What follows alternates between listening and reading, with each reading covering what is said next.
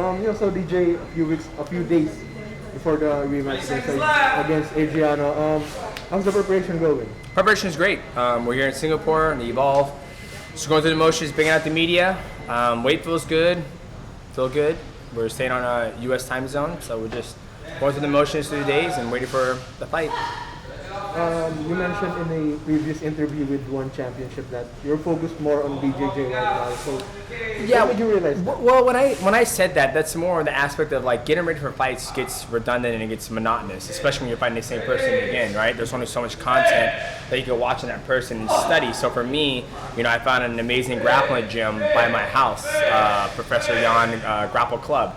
So with that, I kind of substituted my grappling. I started doing more grappling than going to the gym and lifting weights and doing cardio because I never got tired in my fights. So I instead of like, okay, let's go to the gym and push our heart rate to 185 beats a minute, Monday morning, Tuesday morning, and Friday morning, I'd be like, okay, why don't we just substitute that with, Brazilian Jiu-Jitsu?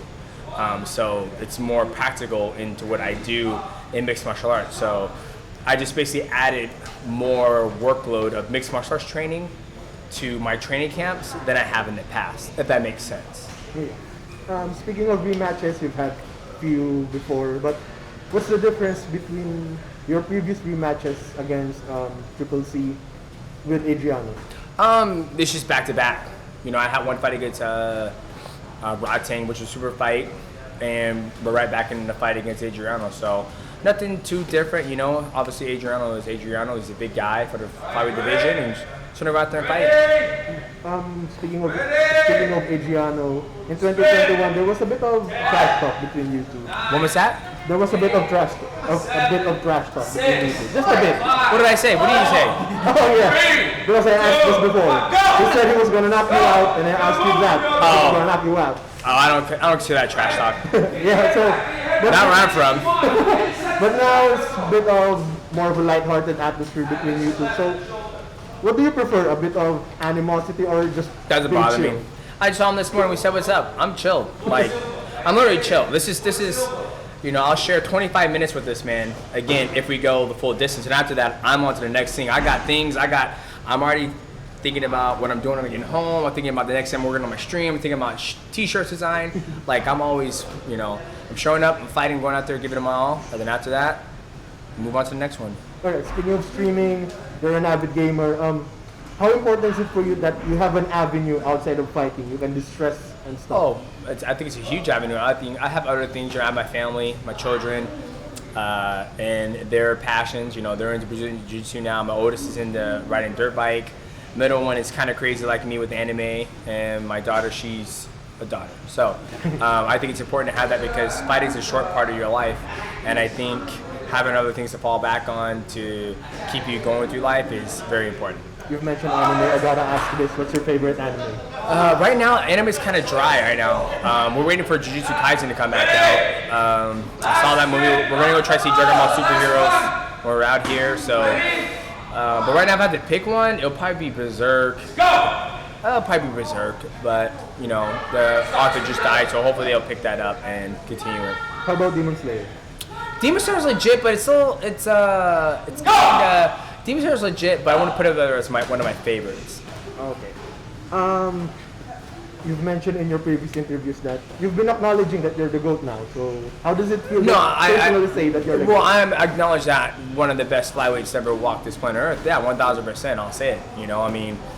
As far as the greatest of all time, like John Jones, Khabib, all those guys, I leave that for the community. But there hasn't been a flyweight out there who's done what I've done and who opposes his will in his game, right? I truly believe that. The stats speak for themselves, even over in America and here. So, yeah, for me, I'll say it. You spent a few weeks in Arizona before training with Triple C. What did the guy taught you? What did the guy teach you? Oh, we just vibed out. We just worked out together, trained, and shared knowledge amongst each other. And that was it. Just one question. You mentioned cardio.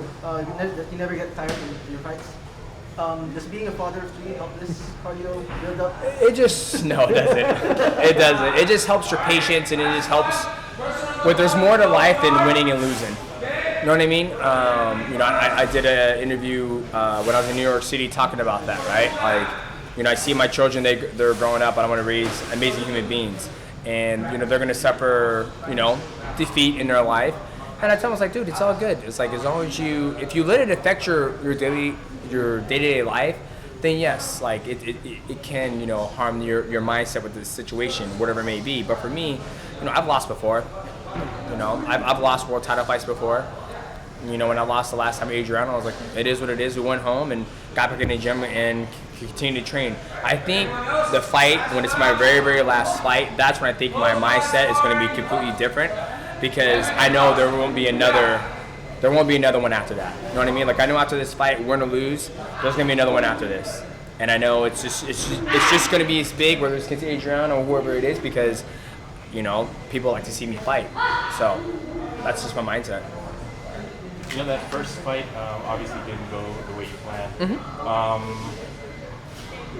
Is there any doubt in your mind coming into this one that you might not get the result that you wanted? No, I think I hinted on this. Not hinted, but I spoke upon this before. I think mentally, to have a healthy mind, I think it's good to play out both scenarios in your mind, right? In all my title fights, I remember when I was getting ready to fight, what's his name? Wilson Hayes. I was ready to defend my belt against him in Kansas City, and I had doubt. I was like, oh my God, he's gonna get my fucking back and choke me out. Oh my God. But then I also had visioned me blowing the bricks off him. So I visioned the same thing against Adriano. I've gone out there and blown the bricks off him, and also envision me having a long night and coming up shorthanded again. So I think mentally and healthy for an athlete, I think it's very important to go through those scenarios in your head, because when people get on that, I'm never gonna lose. Don't trust me. I used to be one of those guys, and then when I suffered my first loss against Brad Pickett, I was like, holy shit, you can't lose. So for me, I'm fully prepared. I'm very confident in my skill set. Very confident in my training for this fight, and go out there and give it hell. Okay, so you shared the circle with him the first time. Didn't really know what to expect that first time. Do you know what he's about now? Are you better prepared for his kind of style? Yeah. What's the most difficult thing about fighting him? I would say the most difficult thing about fighting him is that obviously seeing him fight, you watch tape on somebody, then you fight him, and then you watch him fight live, and it's like, fuck, he does do that. And the biggest thing is that he's just a very patient athlete when he goes about his fights. And so I'm not a patient person. Like, if I'm going to go out there, I'm going to go out with my shield, and sometimes that's my weakness, is that I want to get in there and I want to fight immediately. So can I play the distance game? 1,000%. I can play that game. It's very easy to do it. You just stay away from your opponent and never engage. It's very boring. Fans don't like that, right? And I think that's why I would assume I'm very popular amongst the fans, is that I go out there and I just give them all up. If I get knocked the fuck out, I'm like, hey, good ass knee. Good ass knee. I'm going to go home and train. I'll be back in 3 to 6 months, and you'll see me again. And I think fans like that, and I think they like to, respect that mindset and attitude. And I think it kind of rubs off on them. It's like, hey, it's okay to lose. It depends how you move forward with it. Last question. What can fans expect from you this Friday night? Y'all know what to expect from me. Let's come out there and fight. Are you gonna get out the arena with a belt? With another belt. What's that? Are you gonna leave the arena with a belt? That's the plan. All right. Thank you so much. Thanks, DJ. You're welcome. Is that all? Yeah. Ano mo picture?